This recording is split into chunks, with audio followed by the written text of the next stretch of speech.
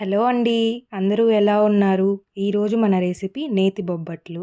చూసేదానికి ఎంత కలర్‌ఫుల్‌గా ఉన్నాయో, టేస్ట్ కూడా చాలా బావున్నాయండి. మీరు కూడా ట్రై చేయండి. ముందుగా ఇది ఎలా తయారు చేసుకోవాలో చూద్దాం రండి. ముందుగా శనగపప్పుని తీసుకొని, ఇది నేను 2, 3 టైమ్స్ వాష్ చేసి, వాటర్ పట్టి పక్కన పెట్టుకున్నాను. సో, 3 అవర్స్ నానిన తర్వాత, ఇప్పుడు దీన్ని కుక్కర్‌లో వేసుకుందాం. ఆల్రెడీ వాష్ చేసుకున్నాం కాబట్టి వాటర్‌తో సహా కుక్కర్‌లో వేసుకోండి. ఇప్పుడు మీకు ఇంకొన్ని వాటర్ పడతాయనుకుంటే వాటర్ పోసుకొని మూత పెట్టి స్టవ్ మీద పెట్టుకోండి. ఇలా స్టవ్ మీద పెట్టి 3 విజిల్స్ వచ్చిన తర్వాత ఆఫ్ చేసుకుందాము. ఇప్పుడు బొబ్బట్లు చేసుకోవడానికి మైదా కలుపుకుందాము. చూసారా, టేస్ట్ కోసం కొద్దిగా సాల్ట్ వేసుకోండి. కొద్దిగా పసుపు, కలర్ బాగుంటుంది. ఇప్పుడు ఇదంతా మిక్స్ అయ్యేలాగా ఒకసారి బాగా కలుపుకుందాము. ఇందులో కొద్దిగా వాటర్ వేసుకుంటూ మనం చపాతీ పిండి కంటే కొంచెం మెత్తగా కలుపుకోవాలి. నేను చూపిస్తున్నాను కదా, కొంచెం వాటర్ వేసుకోండి. ఇలా బాగా కలుపుకున్నారు కదా, ముద్దలాగా తయారైన తర్వాత ఇప్పుడు ఇందులోకి ఆయిల్ వేసుకుంటూ కలుపుకోవాలి. ఆయిల్ వేయడం వల్ల పిండి చాలా సాఫ్ట్‌గా ఉంటుంది. బొబ్బట్లు చాలా టేస్టీగా అలాగే సాఫ్ట్‌గా ఉంటాయి. ఇలా కొద్దిగా ఆయిల్ వేసుకుంటూ ముద్దయ్యేలాగా కలుపుకుంటే మనకి బొబ్బట్టు కాల్చేటప్పుడు పొంగుతుంది. సో, ఇప్పుడు నేను దీన్ని మూత పెట్టి పక్కన పెట్టుకుంటున్నాను. 3 విజిల్స్ తర్వాత శనగపప్పు ఇలా ఉడకాలి. ఇప్పుడు ఇందులో ఉన్న వాటర్‌నంతా మనం ఫిల్టర్ చేసుకొని వాటర్ లేకుండా చేసుకోవాలి. ఇప్పుడు దీన్ని ఒక 10 మినిట్స్ పక్కన పెట్టండి. 10 మినిట్స్ తర్వాత మనం స్మాష్ చేసుకోవాలి. చూసారు కదా, ఇలా నేను చూపిస్తున్నాను కదా, ఇలా మెత్తగా అయ్యేంత వరకు మనం స్మాష్ చేస్తూనే ఉండాలి. పప్పులు కనిపియకూడదండి. శనగపప్పు కనిపియకుండా మనం స్మాష్ చేసుకుంటే బొబ్బట్లు చాలా టేస్టీగా ఉంటాయి.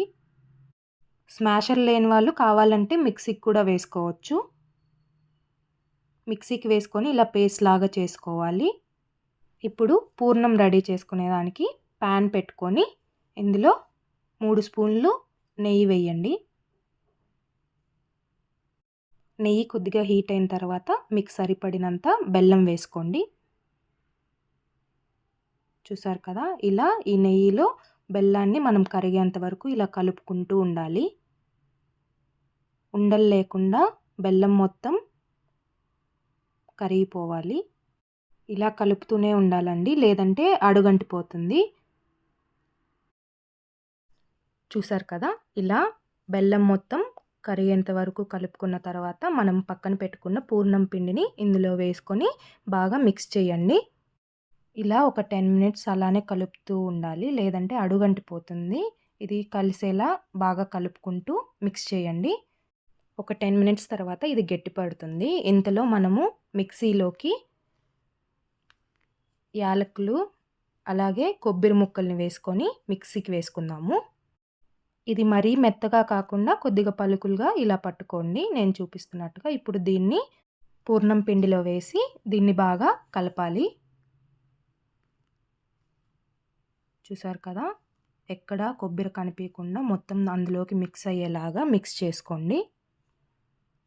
ఇది మనకి మిక్స్ అయిన తర్వాత ఒక 10 మినిట్స్ దీన్ని పక్కన పెట్టి చల్లారనివ్వాలి.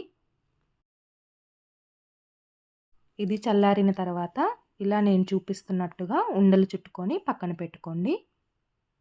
ఇప్పుడు ఒక కవర్ తీసుకొని దానికి ఆయిల్ అప్లై చేయండి. మైదాని ముద్దలాగా ఇలా తీసుకొని బాగా వెడల్పుగా తట్టండి. నేను చూపిస్తున్నాను కదా, ఇలా తట్టిన తర్వాత పూర్ణం పిండిని మధ్యలో పెట్టి ఇప్పుడు దీన్ని కవర్ చేయండి. చూసారు కదా, ఇలా బాగా పూర్ణం కనిపించకుండా కవర్ చేసి దీనిపైన ఇప్పుడు ఒక కవర్ వేసి దీన్ని వెడల్పుగా తట్టండి.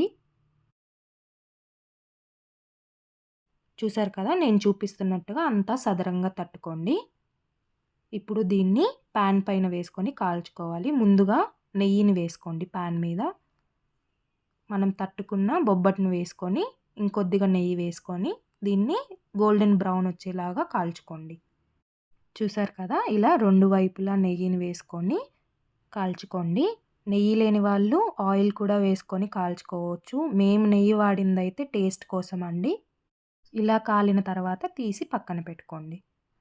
ఇలా నెయ్యిని వేసుకుంటూ అన్ని బొబ్బట్లని 2 వైపులా బాగా కాల్చుకోండి. చూసారు కదా! అన్నిటిని ఇలా కాల్చుకొని పక్కన పెట్టుకోండి. ఇప్పుడు ఈ వేడి వేడి బొబ్బట్ల పైన నెయ్యి వేసి అలా తింటే ఉంటుందండి. టేస్ట్ వేరే లెవెల్ అండి. మీరు కూడా మీ ఇంట్లో ఈ నేతి బొబ్బట్లను ట్రై చేసి ఎలా ఉందో కామెంట్ బాక్స్‌లో కామెంట్ చేయండి. మీకు కనుక ఈ వీడియో నచ్చినట్లయితే లైక్ చేసి షేర్ చేయండి. అలాగే మా ఛానల్‌ని సబ్స్క్రైబ్ చేసుకోండి.